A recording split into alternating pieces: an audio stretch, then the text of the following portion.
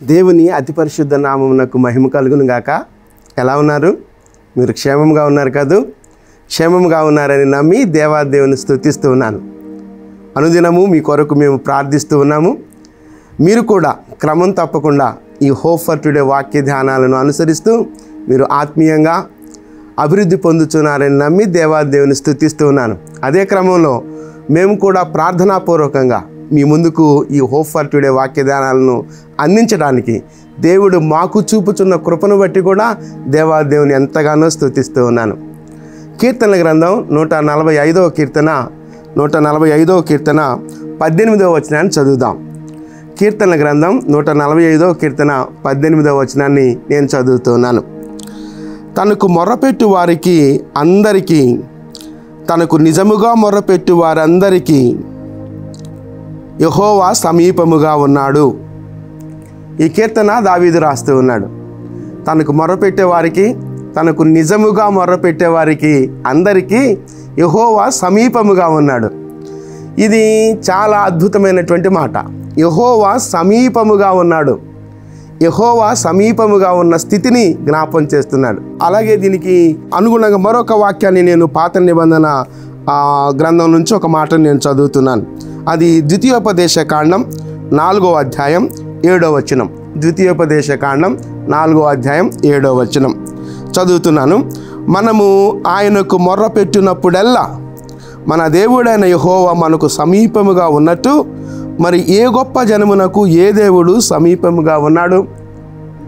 మనం మొర్ర పెట్టినప్పుడల్లా మన దేవుడైన యెహోవా మనకు సమీపముగా ఉన్నాడు అని చెప్తున్నాడు. అలాగే మనకు సమీపముగా ఉన్నట్టు ఏ జనమునకు ఏ దేవుడు సమీపముగా లేడు అని చెప్తున్నాడు. నీ దేవుడు నీకు అంత సమీపంగా ఉన్నాడంటే నీ ప్రార్థన అంత సమీప దూరంలో ఉన్నాడు. నీవు ప్రార్థన చేస్తే నీకు జవాబు ఇవ్వడానికి ఆయనకు నిజముగా నువ్వు మొర్ర పెడితే నీకు జవాబు ఇచ్చేంత సమీపముగా ఉన్నాడు. అయితే దేవుడు సామీప్యతను లేదా దేవుడు సమీపముగా ఉండగలిగే అనుభవాలు, జీవిత విధానం మనకు కావాలి. కీర్తనకారుడు పలికిన మాటను జ్ఞాపం చేసుకున్నప్పుడు నిజముగా మొర్రపెట్టు వారందరికీ ఆయన సమీపముగా ఉన్నాడు అంటున్నాడు. నిజముగా అన్నప్పుడు ఆతురత కలిగి, ఆశ కలిగి, దేవుడు ఆశించిన రీతిలో మనం మొర్రపెట్టినప్పుడు ఆయన సమీపంగా ఉన్నాడు. ఇటీవల మనం చూస్తున్నప్పుడు ఈ నెట్వర్క్స్ గురించి ఆలోచిస్తున్నప్పుడు మనం ఎవరితోటైనా ఫోన్లో సంభాషణ చేయాలనుకున్నప్పుడు, మనం ఎవరికైనా ఫోన్ చేసినప్పుడు వారు ఎవరితోటో మాట్లాడుతున్నప్పుడు మనం మాట్లాడే ప్రయత్నం చేసినప్పుడు ఎంగేజ్ వస్తుంది. అంటే వాళ్ళు ఎవరితోటో మాట్లాడుతున్నట్లుగా ఉంటుంది, మనకు దూరంగా మనకు అందనట్లుగా కనిపిస్తూ ఉంటుంది. కానీ అలాంటి దేవుడు కాదు మన దేవుడు. నీవు ఎప్పుడు ఫోన్ చేసినా, అంటే ఎప్పుడు ప్రార్థన చేసినా, నీవు నాకు మొర్రపెట్టుము నేను నీకు ఉత్తరం ఇచ్చేదని అని ఇర్మీయా గ్రంథంలో మనం చూస్తాం కదా. నీవు నాకు మొర్రపెట్టుము నేను నీకు ఉత్తరం ఇచ్చేదని అంటే దేవుడు ఎంత సమీపంగా ఉన్నాడు అని అంటే నీ ప్రార్థన అంత సమీపంలో ఉన్నాడు. నువ్వు నిజముగా ప్రార్థన చేస్తే అంత సమీపంగా ఉన్నాడు. అయితే ఆయన సామీప్యతను మనం ఎందుకు పొందుకోలేకపోతున్నామనంటే మనం నిజంగా మొర్రపెట్టలేకపోతున్నామేమో, లేదా ఆయన ఆశించిన రీతిలో, ఆయన పద్ధతిలో, ఆయనకు అనుగుణంగా మనం మొర్రపెట్టలేకపోతున్నామేమో. కనుక ఈ దేవుని యొక్క లక్షణాన్ని మనం గమనించినప్పుడు ఏ జనమునకు ఏ దేవుడు సమీపముగా లేడు. మన దేవుడు మనకు సమీపముగా ఉన్నట్టుగా ఏ జనమునకు ఏ దేవుడు సమీపంగా లేడు అని ద్వితీయోపదేశ కాండంలో మనం చూసాం. కనుక ఈ దేవుడు నీకు సమీపముగా ఉండే దేవుడు.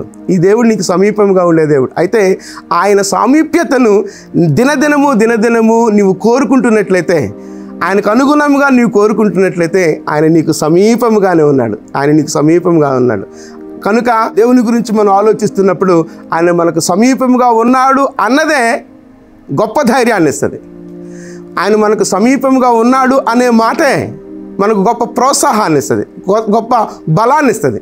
కనుక ఆయన మనకు సమీపంగా ఉన్న స్థితిని బట్టి ఎలాంటి ఇబ్బందులు గుండా వెళ్తున్నప్పటికీ, ఎలాంటి అననుకూలతల గుండా వెళ్తున్నప్పటికీ, ఎలాంటి నిరాశ నిస్పృహల గుండా వెళ్తున్నప్పటికీ మనము ధైర్యాన్ని కోల్పోకూడదు. ఏ జనమునకు ఏ దేవుడు సమీపంగా లేడు. ఈ దేవుడు మన దేవుడు మనకు సమీపంగా ఉన్న ఉన్న దేవుడు. నేను మరలా ఆ విషయాన్ని జ్ఞాపకం చేస్తున్నాను. కనుక ఆయన మనకు సమీపంగా ఉన్న స్థితిలో ఏ నిరాశ నిస్పృహలో నీవు ఉన్నప్పటికీ దేవుడు నీకు సమీపంగా ఉన్న స్థితిలో నిన్ను బలపరిచేవాడు ఉన్నాడు అనే విషయాన్ని నేను మీకు జ్ఞాపకం చేస్తున్నాను. కనుక ఎలాంటి నిరాశలో ఉన్నా, ఎలాంటి నిస్పృహలో ఉన్నా, ఎలాంటి అననుకూలతలో ఉన్నా దేవుడు నీకు సమీపంగా ఉన్నాడు. నీవు మొరపెడితే చాలు. నీవు నాకు మొరపెట్టుము, నేను నీకు ఉత్తరం ఇచ్చేదను. అంత సమీపంగా ఉన్నాడు దేవుడు. అయితే ఆ సామీప్యతను మనము నిత్యము మన జీవితాల్లో అనుభవిస్తున్నామా లేదా అన్నది ప్రశ్న.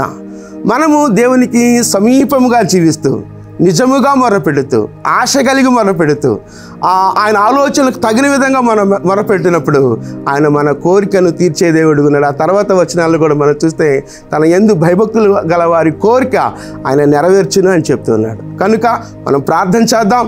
ఆయన సామీప్యతను, ఆయన సహచర్యాన్ని నిత్యము మనం అనుభవిస్తూ, ప్రార్థిస్తూ మన కోరికలను సఫలపరుచుకుందాం. నీవు నాకు మొరపెట్టుము, నేను నీకు ఉత్తరం ఇచ్చేదను. కనుక ఆ మాటను కూడా నేను జ్ఞాపకం చేస్తున్నాను. మనం మొరపెట్టినప్పుడు ఆయన ఉత్తరం ఇచ్చే దేవుడిగా ఉన్నాడు.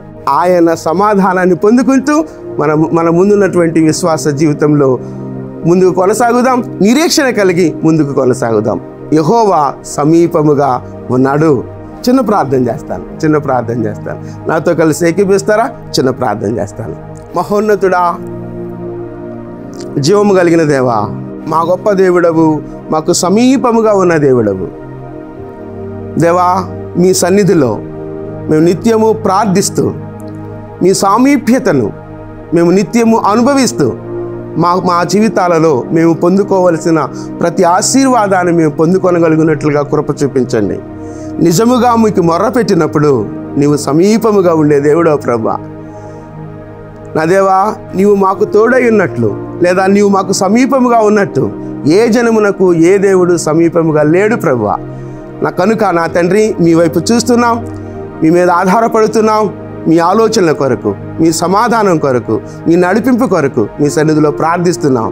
మమ్మల్ని నడిపించమని ప్రాధేయపడుతూ మీ కృప కలిగిన హస్తాల్లోనికి మమ్మలను మేముగా సమర్పించుకుంటూ సమస్త ఘనత, మహిమ, ప్రభావాలు మీరొక్కరే పొందుకోమని యేసుక్రీస్తు అతి శ్రేష్టమైన నామంలో ప్రార్థించి వేడుకొనుచున్నాం తండ్రి. ఆమేన్, ఆమేన్. ప్రభు సన్నిధి నిత్యము మనకు తోడై ఉండును గాక. ఆమేన్.